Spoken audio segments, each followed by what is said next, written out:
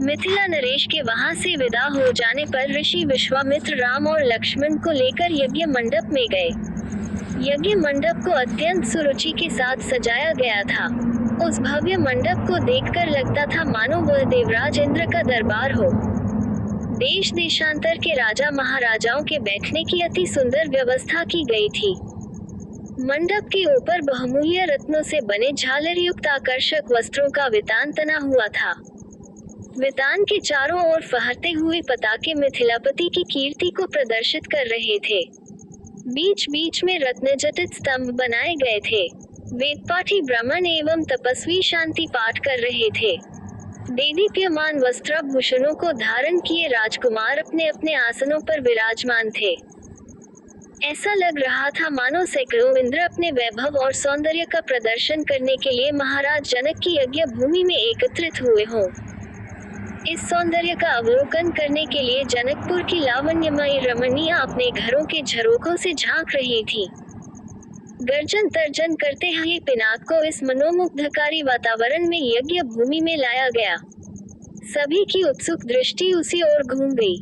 सहस्त्रों व्यक्ति उस धनुष को एक विशाल गाड़ी में धीरे धीरे खींच रहे थे। उस विशालकाय वज्र के समान धनुष को देखकर बड़े बड़े बलवानों का धैर्य छूटने लगा और पसीना आने लगा। पिनाक को यथास्थान पर स्थापित कर दिया गया। राजा जनक के ज्येष्ठ पुत्र सीता एवं उनकी सहेलियों को साथ लेकर धनुष के पास आए और बोले, हे संपूर्ण संसार के राजाओं और राजकुमारों, महाराज जनक ने प्रतिज्ञा की है कि जो कोई भी महादेव जी के इस पिनाक नामक धनुष की प्रत्यंचा को चढ़ाएगा उसके साथ मिथिलापति महाराज जनक अपनी राजकुमारी सीता का विवाह कर देंगे। राजा जनक की इस प्रतिज्ञा को सुनकर राजा और राजकुमार बारी बारी से उस धनुष पर प्रत्यंचा चढ़ाने के लिए आए, किंतु भरपूर प्रयास करके भी उस पर प्रत्यंचा चढ़ाना तो दूर उसे हिला भी न सके। अंत में वे लज्जित हो सिर झुकाकर तथा श्रीहीन होकर इस प्रकार अपने अपने आसनों पर लौट गए जैसे कि नागराज अपनी मणि गंवाकर लौट आते हैं। इस प्रकार एक एक करके सब राजाओं और राजकुमारों को विफल मनोरथ होकर लौटता देख महाराज जनक को बहुत दुख हुआ। उन्होंने बड़ी निराशा के साथ मनभेदी स्वर में कहा, संपूर्ण संसार के विख्यात शक्तिशाली योद्धा यहाँ विद्यमान हैं, किंतु बड़े दुख की बात है कि उनमें से कोई भी पिनाक पर प्रत्यंचा नहीं चढ़ा सका। उनकी इस असफलता को देखकर ऐसा प्रतीत होता है कि पृथ्वी शूरवीर क्षत्रियों से खाली हो गई है। यदि मुझे पहले से ज्ञात होता कि अब इस संसार में वास्तव में कोई क्षत्रिय योद्धा नहीं रहा है तो मैं न तो धनुष यज्ञ का अनुष्ठान करता और न ऐसी प्रतिज्ञा करता। लगता है कि मेरी पुत्री सीता आयु पर्यंत कुंवारी रहेगी। परमात्मा ने उसके भाग्य में विवाह लिखा ही नहीं है। महाराज जनक की यह बात सुनकर उन सभी राजाओं और राजकुमारों ने, जो अपनी असफलता से पहले ही लज्जित हो रहे थे, क्षुब्ध मन से दृष्टि नीचे झुका लिया।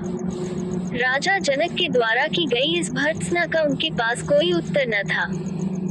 परंतु अयोध्या के छोटे राजकुमार लक्ष्मण को मिथिलापति द्वारा समस्त क्षत्रियों पर लगाया गया लांछन सहन नहीं हुआ।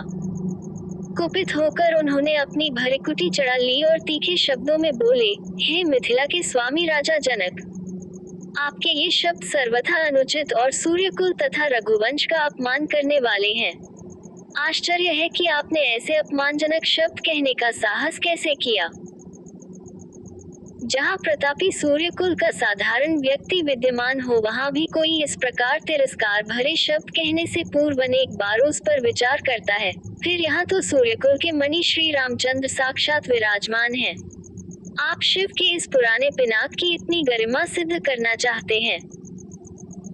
मैं बिना किसी अभिमान के कह सकता हूँ कि इस पुराने धनुष की तो बात ही क्या है। यदि मैं चाहूँ तो अपनी भुजाओं के बल से इस धनुष के स्वामी महादेव सहित संपूर्ण सुमेरु पर्वत को हिलाकर रख दूँ। इस विशाल पृथ्वी को अभी इसी समय रसातल में पहुँचा दूँ। ऐसा कहते हुए लक्ष्मण के नेत्र क्रोध से लाल हो गए, उनकी भुजाएं फड़कने लगी और उनका संपूर्ण शरीर क्रोध की ज्वाला के कारण थर थर कांपने लगा।